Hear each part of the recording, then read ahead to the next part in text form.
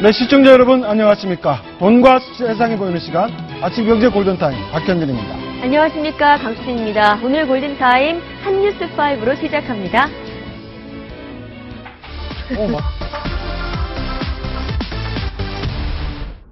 헐떡거리면서 택시를 향해 달려와 급하게 차에 올라타는 젊은 남성. 빨리요, 빨리. 그냥 아무데나 가주세요. 진짜 무서워요. 가주세요. 택시가 출발하자 검은 양복을 입은 남성이 뒤쫓아와 차를 세우려 합니다. 택시에 탄 남성은 값싼 중고차 매물 광고를 보고 중고차 매매 단지를 찾아왔던 29살 전모 씨.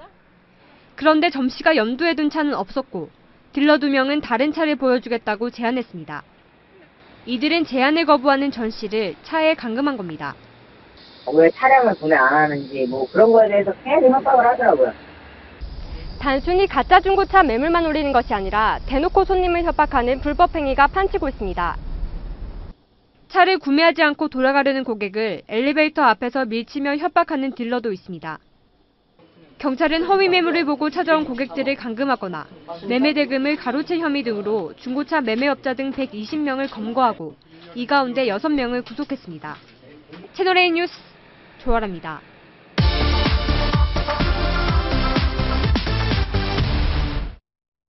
술을 마신 뒤 돈을 내지 않고 행패를 부리는 등 수차례 물의를 일으켰던 탤런트 이명규 씨. 지난 4일 임 씨는 수상한 전화를 받았습니다. 통장을 보내주면 수백만 원을 대출받아주겠다는 제안이었습니다. 직장에 다닌 사람이라는 게 증명이 돼서 대출을 800만 원 받아준대요. 2년 전 같은 수법에 속아 대포 통장을 만들어줬다가 경찰 조사까지 받았던 임 씨. 보이스피싱이라는 것을 직감한 임 씨는 제안을 수락한 뒤 곧바로 경찰에 신고했습니다. 내가 연기를 했습니다. 진짜 급한 것처럼. 이거 꼭 해주셔야 돼요. 저 큰일 납니다. 그리고 갚을 거니까 이자를 좀 싸게 해주시고요. 경찰이 추격전 끝에 체포한 인출책 62살 문모 씨는 마약에 취한 상태였습니다. 피의자가 행설수설을 하고 자기가 했던 말도 안 했다고 팔에 주사바늘 6개를 발견하고 경찰은 임 씨에게 감사장과 함께 포상금 50만 원을 전달했습니다. 지금은 이제 표창장을 받으러 왔으니까 발걸음이 가볍죠. 앞으로도 이런 좋은 일을 많이 해서 우리 딸들한테 좀 이미지 쇄신도 하고. 채널A 뉴스 이서연입니다.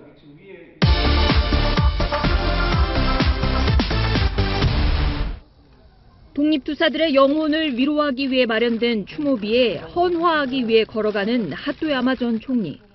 헌화하시겠습니다. 신발까지 벗고 검은 천 위에 올라선 그는 천천히 무릎을 꿇고 고개를 숙였습니다. 뒷걸음으로 물러나면서 또 한 번 묵념한 그는 김구, 안창호 선생과 유관순 열사 등 우리 선조들에게 일제가 온갖 고문과 가혹행위를 했던 과거사를 인정하고 사과했습니다. 心から申し訳ないお詫びの気持ちをまず捧げてまいりたいと思います. 고이즈미 전 총리는 총리 재임 때인 2001년 같은 추모비에 헌화했지만 무릎을 꿇지는 않았습니다. 유태인 희생자 위령비 앞에서 전격적으로 무릎을 꿇었던 빌리 브란트 서독 총리처럼 용기 있는 행동을 한 하토야마 전 총리는 전후 70주년의 해를 맞아 준비 중인 현직 아베 총리의 담화에는 침략의 역사를 인정하고 사죄하는 내용이 꼭 들어가야 한다고 강조했습니다. そのような内容が安倍総理の真心からしっかりと排出されることを心から期待をしています. 약 40분간 서대문 형무소 곳곳을 돌아본 하토야마 전 총리는 모두 11차례나 고개를 숙였습니다. 채널A 뉴스 심정숙입니다.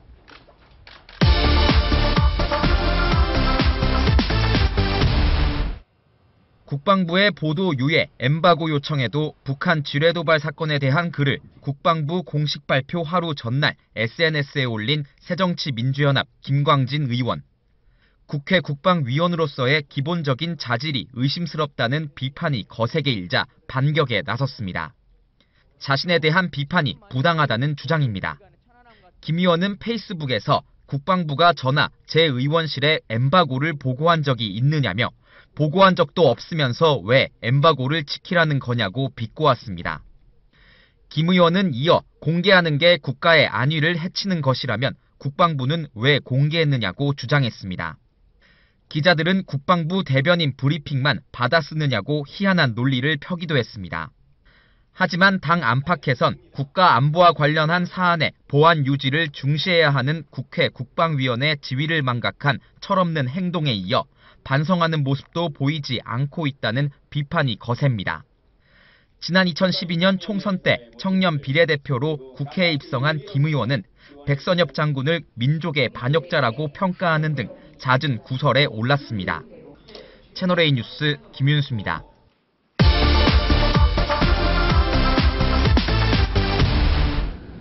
박근혜 대통령은 버락 오바마 미국 대통령 초청으로 워싱턴 DC를 방문해 오는 10월 16일 한미 정상회담을 할 예정입니다. 박 대통령 취임 후 네 번째 한미 정상회담입니다. 애초 지난 6월 미국에 방문하기로 돼 있었지만 박 대통령은 메르스 사태 대응을 이유로 연기했고 연내 정상회담 개최를 재추진해 왔습니다.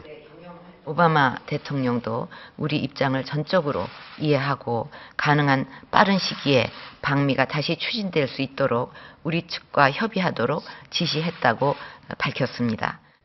박 대통령과 오바마 대통령은 한미동맹 발전과 북핵 문제, 실질 협력 증진 등 상호 관심사에 대해 의견을 교환할 예정입니다. 청와대는 역동적이며 진화하는 한미동맹을 재확인하고 양국 간 협력에 새로운 지평을 열어가는 전기가 될 것이라고 밝혔습니다. 박 대통령의 방미 일정을 발표함으로써 다음 달에 열리는 중국 항일승전 70주년 기념행사 참석을 조만간 공식화할 것이라는 관측이 나옵니다. 한미 정상회담 일정을 앞당겨 발표하면서 미국을 최대한 배려하겠다는 뜻을 내비친 것으로 분석됩니다. 채널A 뉴스 송찬욱입니다.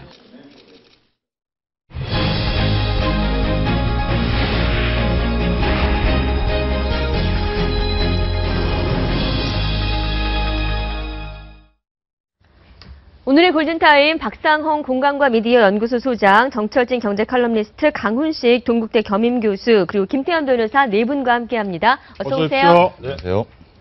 네, 지난 6월 16일 만나기로 한 약속을 꼭 넉 달 만에 지키게 됐습니다. 박근혜 대통령과 오바마 미국 대통령이 10월 16일 만나기로 했다면서요? 취임은 이제 네 번째인데. 네, 뭐 어저께 이제 발표를 했는데 이게 아무래도 이제 중국을 방중하기 위한 하나의 어떤 그 외교적 지렛대로 이제 좀 발표한 게 아닌가 이래 봐집니다. 일단 전성절 기념 행사에 참석하는 것이 일단 대국 굴기라는 뭐 다큐가 있었듯이 일단 그 중국이 군사 프레이드를 하는 문제에 대해서 미국이 굉장히 좀 예민하게 생각한 문제고 동북아에서 이제 역시 미국의 핵심 전략은 그 한국과 일본을 데리고 동맹을 통해서 이제 중국의 어떤 파고를 막는 문제인데 정부는 공식 부인하고 있지만 여러 가지 경로를 통해서 미국이 좀 압박을 한 건 사실인 것 같아요. 대통령이 참석 안 했으면 좋겠다라는 의사들이 간접적 경로로 온 것은 틀림없는 것 같은데 여기에 대해서 한국 정부가 상당히 좀 부담을 느낄 수밖에 없었을 것이고 그래서 10월 16일 날 이제 방미하겠다, 한미 정상회담 하겠다라고 해놓고 그러니까 미국에 충분히 아마 외교적 경로를 통해서 방중해야 될 이유를 설명했던 것 같고 그 결실이 이제 한미 정상회담으로 나타났다라고 보고 그러면 이제 미국이 만약에 그걸 익스큐즈 했다면 이제 중국과의 부담이 상대적으로 좀 덜한 뭐 그런 정도로 좀 정리하면 되지 않을까 생각합니다. 네, 그 메르스로 밀려졌던 게 지금 다시 잡힌 거죠. 다시 잡힌 건데 그렇죠, 6월달에. 두 달 앞서 발표한 것은 중국을 좀 의식한 것 아니냐. 그렇죠. 이제 이게 70이라는 게 지금 이제 그 아시아 외교가의 굉장히 화두 아닙니까?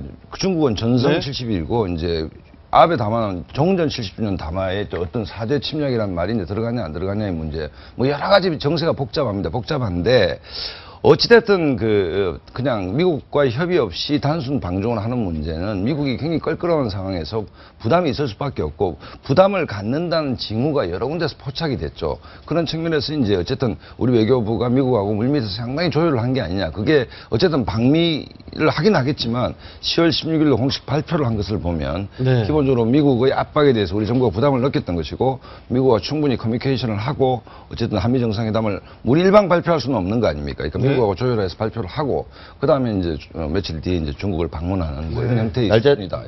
날짜를 잡는데 몇 가지 좀 조건이 있었을 거라고 보입니다. 아까 말씀하신 것처럼 중국의 전승절 이게 되게 중요한 포인트인 것 같고요. 두 번째는 실제로 노동당 창건 기념일이 10월 10일입니다. 그래서 그때 보통의 경우는 이제 미사일이나 이런 것들을 좀 핵이나 이런 것들을 과거의 경험해 보면 그런 것들을 좀 하면 무력을 과시하는데 16일 날 잡은 것도 그런 즉 대북 문제에 대해서 일정 정도 억제력을 좀 가지면서 정상회담을 좀 극대화시키는 이런 것도 좀 관전의 포인트일 것 같고요. 실제로 이제 네 번째 이루어지는 이 부분에 있어서 어떤 의미로 보면 전승절 전후로 이루어지는 동북아 정세를 한번 마무리를 짓고 또 그런 결과를 바탕으로 10월 16일 날 오바마와의 한미 정상회담을 끌고 갈 가능성이 높아 보입니다. 또 빨랐었거든요. 2개월 전에 이 방미 일정 밝힌다는 게 좀 빨랐는데 최근에 좀 이런저런 불협화음들 많이 나오지 않았습니까? 뭐 미국이 심지어 중국 전승절 참가를 못 가게 압박했다. 이런 오해를 불식시키기 위해서 어제 확정됐던 것 같은데 바로 어젯밤에 10월 16일 일정을 밝힘으로써 한국 정부는 중국도 미국도 모두 우리의 우호 국가다. 아마 이런 것을 더 강조하기 위한 그런 조치가 아니었나 싶습니다. 네, 알겠습니다. 네, 다음 주제 넘어가 보도록 하겠습니다. 롯데가의 경영권 분쟁, 신동빈 롯데그룹 회장의 공격적인 행보가 계속되고 있습니다. 형을 밀어낸 이후에 이제 아버지인 신격호 총괄 회장까지 일본 L투자에서 해임시켰다라는 얘기 나오고 있습니다.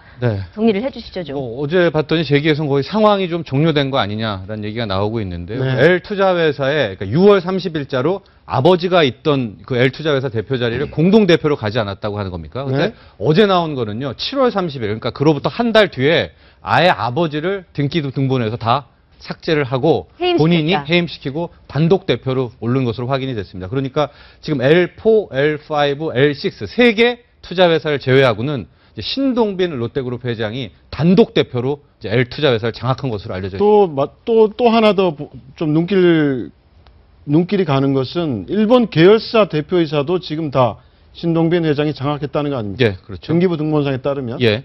그러면 사실상 모든 걸 광윤사 제외하고는 다 장악했다고 봐야 되겠네요. 그러니까 이제 17일 일본 주총이 홀딩스 주총이 있는데요. 이미 어떤 작업, 어떤 이슈를 가서 표대결을 하더라도 이제 신동빈 체제로 갈 수밖에 없고요. 심지어 이번 롯데홀딩스 주총에 나오는 이슈도 다른 게 없었습니다. 뭐 아버지를 명예회장 가고 그런 게 없이 본인이 최근에 발표했던 롯데그룹의 개혁안 그것을 확정받기 위한 거기 때문에 이제 상황은 거의 신동빈 쪽으로 완승 쪽으로 기울지 않았나 많이 우세합니다. 네, 이렇게 아버지를 대표에서 해임시킨 거는 바로 대국민 사과를 하기 하루 전날이었다고 하는데 그런가 하면 23년 동안 아버지를 보좌한 그림자 비서실장을 또 해임 김성애 전무라고요. 늘 그 화면 속에 항상 같이 나옵니다. 뭐 함께 나오게 되는데 저분도 70세가 넘었죠. 그렇죠. 72세인데 이제는 신격호 회장이 보통 김군, 김구나라고도 부르기도 하고 이름을 부르기도 하는 가장 스스로 없는 사이라고 하는데 아마도 이제 34층에서 더 이상 김성애 전무의 모습은 볼 수 없을 것 같고요. 명예퇴직 형식으로 김성애 전무를 이제 아웃시키고 그러면은 누가 보필을 하냐? 이제 최측근인 이일민 전무인데 누구의 최측근이냐면 바로 신동빈 회장의 이제 최측근이고 자신이 한때 비서였었습니다. 그렇죠. 2008년 초에 자신의 비서도 지냈었는데 앞으로는 저 이일민 전무가 신격호 총괄회장 옆에 딱 서 있어라. 이제 다른 일가족이 막하지 못하도록 34층에 늘 붙어 있어라는 명령과 함께 이제 개인 비서가 이일민 전무로 교체됐다는 이것도 역시 사실상 신격호 총괄회장 집무실이 있는 34층을 접수했다고 봐야 되겠네요. 그렇습니다. 지금 나오는 얘기가요. 34층에 늘 있었던 이제 누나죠. 신영자 이사장이 최근부터 34층에서 보이지 않는다라는 얘기가 있고요. 그러니까 34층을 이미 떠났다. 또 삼촌이죠. 산사스 신선호 회장도 이미 34층에서 떠났다. 그래서 일본으로 출국했다는 얘기도 있습니다. 그렇습니다. 이 롯데 호텔 34층 이 신격호 회장 집무실이 이제는 이제 보통 그러니까 반 신동빈 세력에서 다시 신동빈 회장이 접수를 했다라는 그런 얘기. 그리고 신동빈 회장이 기자회견하기 전에 정부에 관련 대책 자료를 보냈는데 거의 공식적으로